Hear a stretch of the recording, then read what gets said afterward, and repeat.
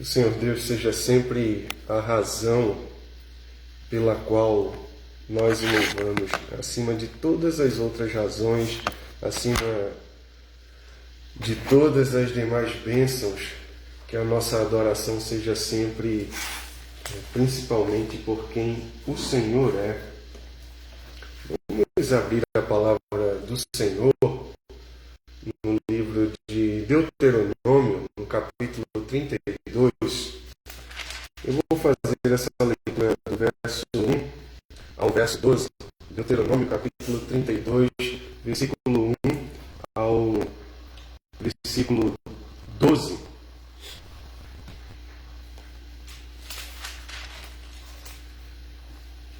Eu vou fazer a leitura, eu peço que os irmãos acompanhem em suas Bíblias. Diz assim a palavra do Senhor. Eu vou pegar o último versículo do capítulo 31, Deuteronômio. Então Moisés pronunciou integralmente as palavras deste cântico aos ouvidos de toda a congregação de Israel. Inclinai os ouvidos, ó céus, e falarei, e ouça a terra as palavras da minha boca.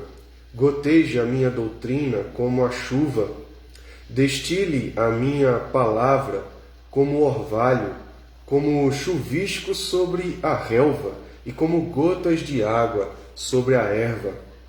Porque proclamarei o nome do Senhor, engrandecei o nosso Deus. Eis a rocha, suas obras são perfeitas, porque todos os seus caminhos são juízo. Deus é fidelidade e não há nele injustiça. É justo e reto. Procederam corruptamente contra ele. Já não são seus filhos, e sim suas manchas. É geração perversa e deformada. É assim que recompensas ao Senhor, povo louco e ignorante. Não é ele teu pai que te adquiriu, te fez e te estabeleceu? Lembra-te dos dias da antiguidade, atenta para os anos de gerações e gerações. Pergunta a teu pai e ele te informará, aos teus anciãos e eles te dirão. Quando o Altíssimo distribuía as heranças às nações, quando separava os filhos dos homens uns dos outros, fixou os limites dos povos segundo o número dos filhos de Israel. Porque a porção do Senhor é o seu povo, Jacó é a parte da sua herança. Achou-o numa terra deserta e num ermo solitário, povoado de uivos. Rodeou-o e cuidou dele, guardou-o como a menina dos olhos, como a águia desperta a sua ninhada e voeja sobre os seus filhotes. Estende as asas e, tomando-os, os leva sobre elas. Assim só o Senhor o guiou. E não havia com ele Deus estranho. Até aí. Né? Vamos orar? Senhor, te damos graças pela tua palavra lida neste momento. Pedimos que pelo teu Espírito Santo, Senhor, ilumine o nosso entendimento para que possamos compreender a tua palavra e para que possamos viver segundo a tua palavra, Deus. Aplica ela ao nosso coração pelo teu Espírito, no nome santo de Jesus. Amém. Essas são palavras de Moisés, aí no final do livro de Deuteronômio, quando ele já estava se despedindo, né, de Israel, do povo de Israel. O povo já estava prestes a adentrar a terra de Canaã, a terra da promessa, né? A terra que, como Deus disse, a terra que mana leite e mel. E o Senhor orientou Moisés a deixar esse cântico, que é todo o capítulo 32, né? Deixar esse cântico preservado para todas as gerações de Israel, para as gerações posteriores, né? Que não viram o livramento de Deus, tirando Israel do Egito, e as gerações que também não caminharam com o Senhor no deserto. Então, o cântico tinha como objetivo lembrar às gerações vindouras tudo o que Deus tinha feito em prol do seu povo. E eu gostaria de frisar aqui esse início, principalmente aí a partir dos versos 8 e 9, mas pegando o início, pegando desde o início, e aí colocando como pano de fundo, o cântico começa com Moisés trazendo à memória do povo o seu pecado, o quanto que eles se desviaram de Deus.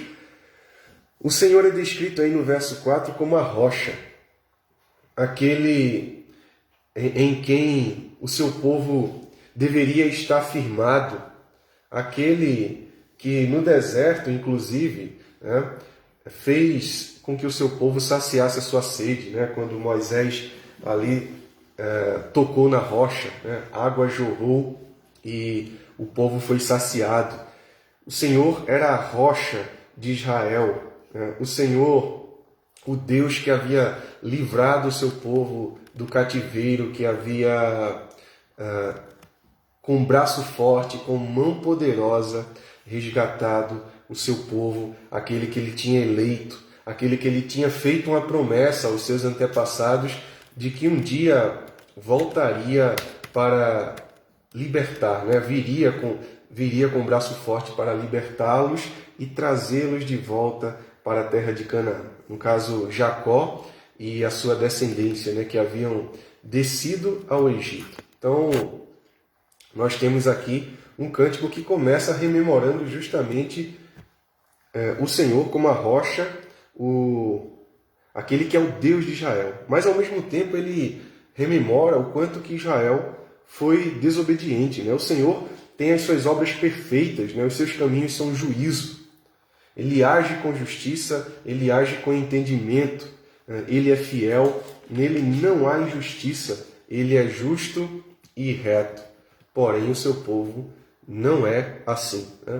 E nós, até hoje, lutamos com isso. O pecado nos assola, o pecado nos perturba, o pecado ainda nos aflige, de maneira que, apesar de crentes, muitas vezes nós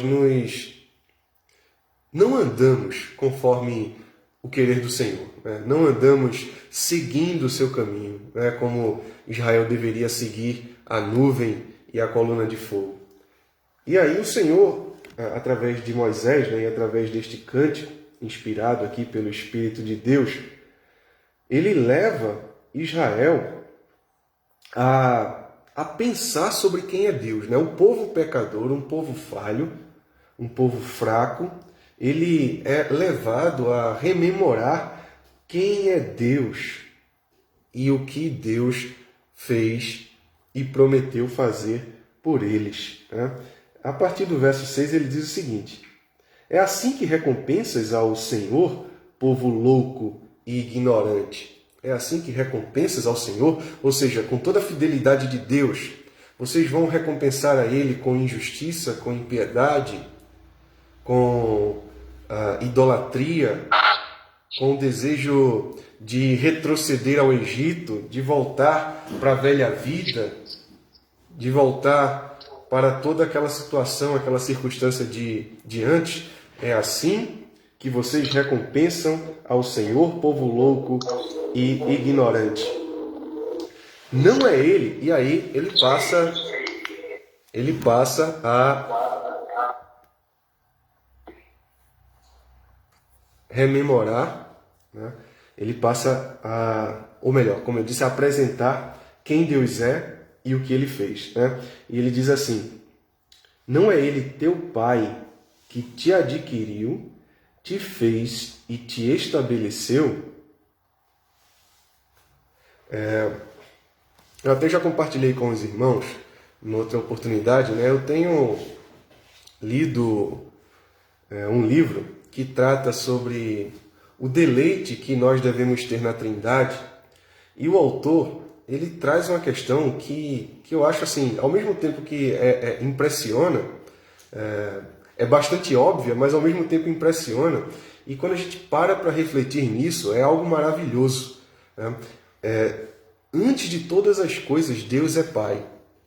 Antes de ser Criador, antes de ser o soberano da criação, quando não existia criação, Deus era, sempre foi e sempre será Pai.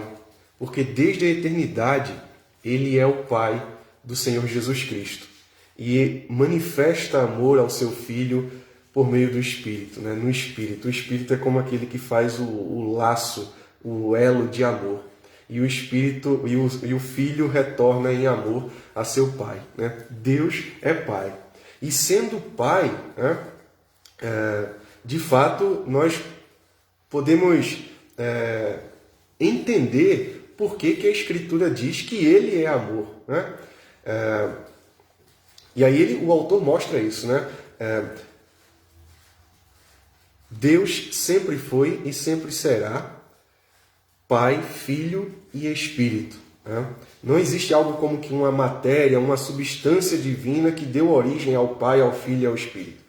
Na sua essência, na sua substância, no seu ser, digamos assim, mais íntimo, Deus é Pai, Filho e Espírito. Então ele vive numa comunhão eterna de amor. E nessa comunhão, ele então manifesta amor, o Pai para com o Filho por meio do Espírito, o Espírito para com o Filho para com o Pai. E sendo assim uma comunhão de amor, sendo amor e sendo Pai, Deus resolve também, desde a eternidade. A gente fala, a nossa linguagem é limitada, quando a gente fala resolve, não é que houve um tempo onde Deus pensou assim, agora eu resolvi, vou fazer. É algo que sempre esteve no coração de Deus, podemos dizer assim. Então, Deus resolve trazer à existência o mundo e todas as coisas que nele há, e em especial trazer-nos à existência. Trazer-nos à existência, conforme a sua imagem, conforme a sua semelhança, para, como diz o Senhor Jesus lá na sua oração, em João 17, manifestar o amor que ele tem pelo Filho a nós, para que nós estejamos com o Senhor Jesus e assim o amor que ele desfruta do Pai nós também possamos desfrutar. Deus não tinha necessidade disso.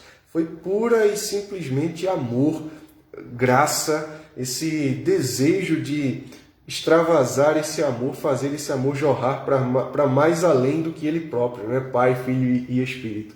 Então ele cria e ao criar ele faz os homens à sua imagem, à sua semelhança, só que ele estabelece para si um povo.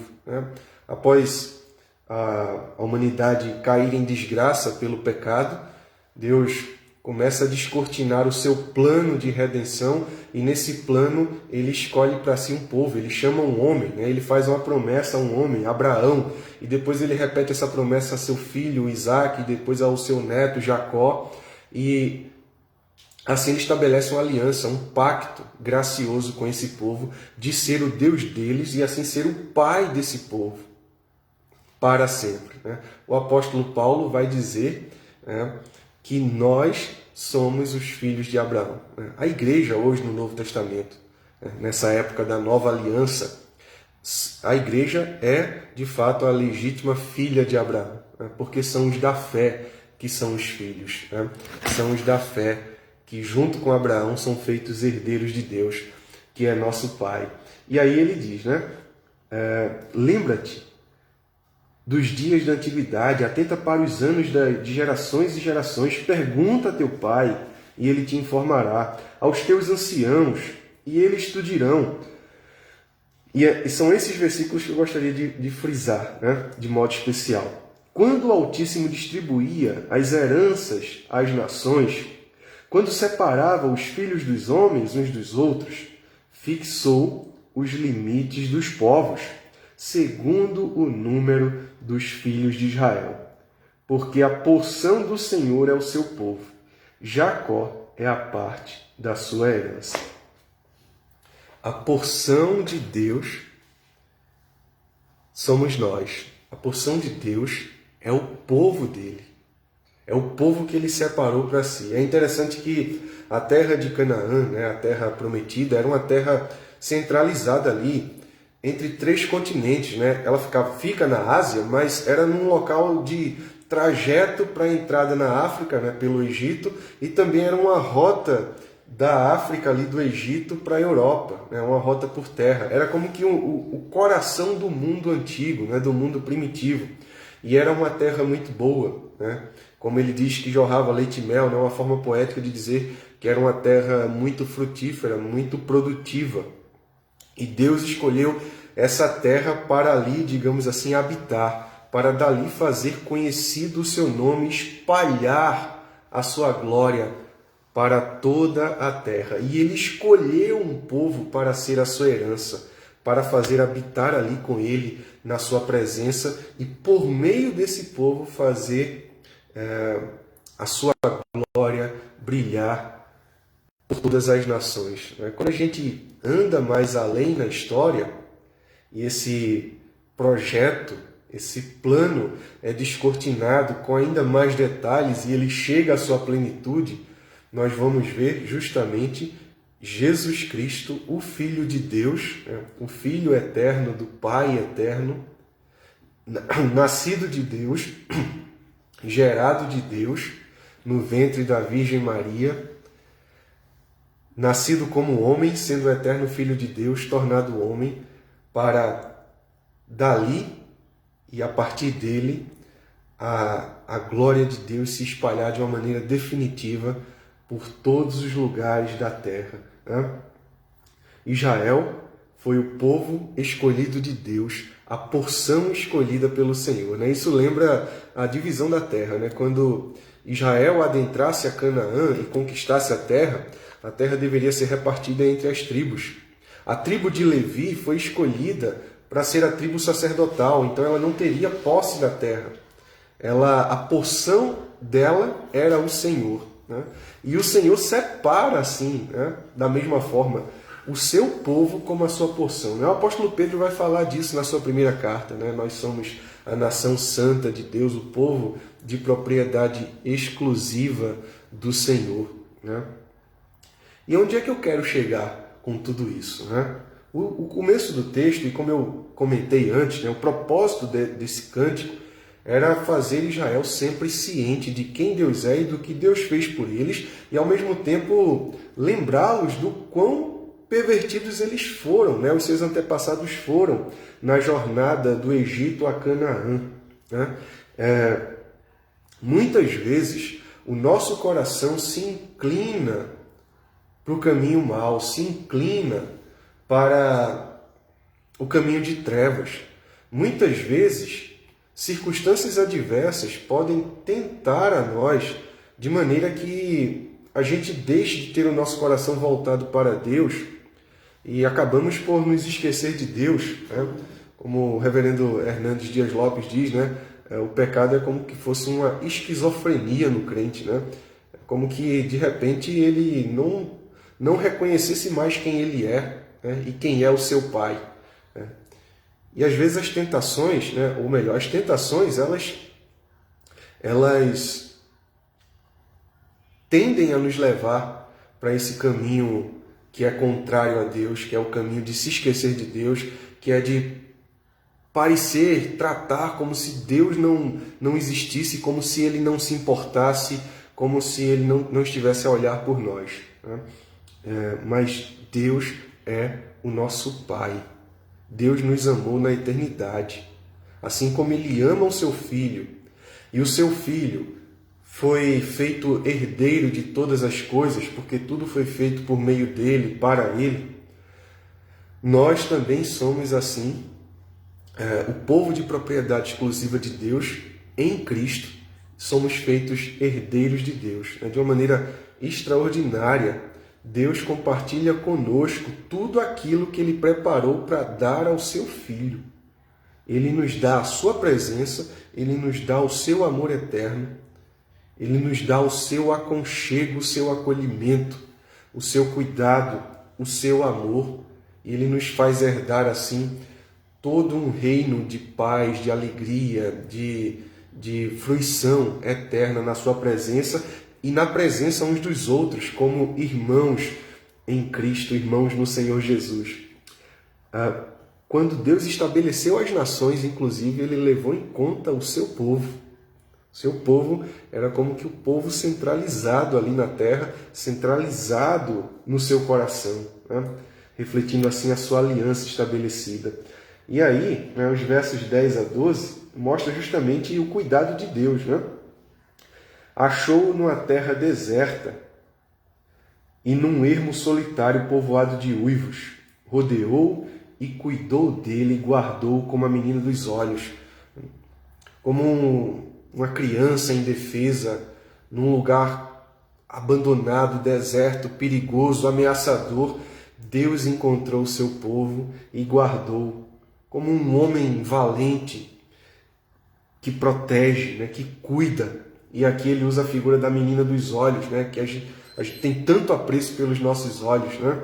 É como um homem que se preocupa com aquilo que é dele, aquilo que é mais íntimo dele. Deus cuida de nós. Aí ele usa uma outra figura, como a águia desperta a sua ninhada e voeja sobre os seus filhotes, estende as asas e tomando-os os leva sobre elas. Assim, só o Senhor o guiou, e não havia com ele Deus estranho, né? Como a águia que cuida dos seus filhotes, que os ensina a voar, mas que está ali junto a cuidar, até que eles possam voar por conta própria. Assim é o Senhor conosco, né? Como essa grande ave que com suas asas protege, cuida, conduz os seus filhotinhos à sua ninhada, né? E essa última figura, assim só o Senhor o guiou, né? O Senhor é o nosso pastor. O Senhor é aquele que nos conduz, o Senhor é aquele que vai à nossa frente. O Senhor está conosco nesta jornada que é perigosa, que tem situações difíceis, mas Ele está conosco na jornada até o final para nos levar à sua boa terra, ao seu reino eterno de paz, de alegria sem fim, né? Novo céu e nova terra que Ele nos dá por meio do seu Filho, que Ele preparou para o seu Filho e que Ele preparou para todos aqueles que Ele deu, que Ele separou para o seu Filho, né? Nós não estamos abandonados.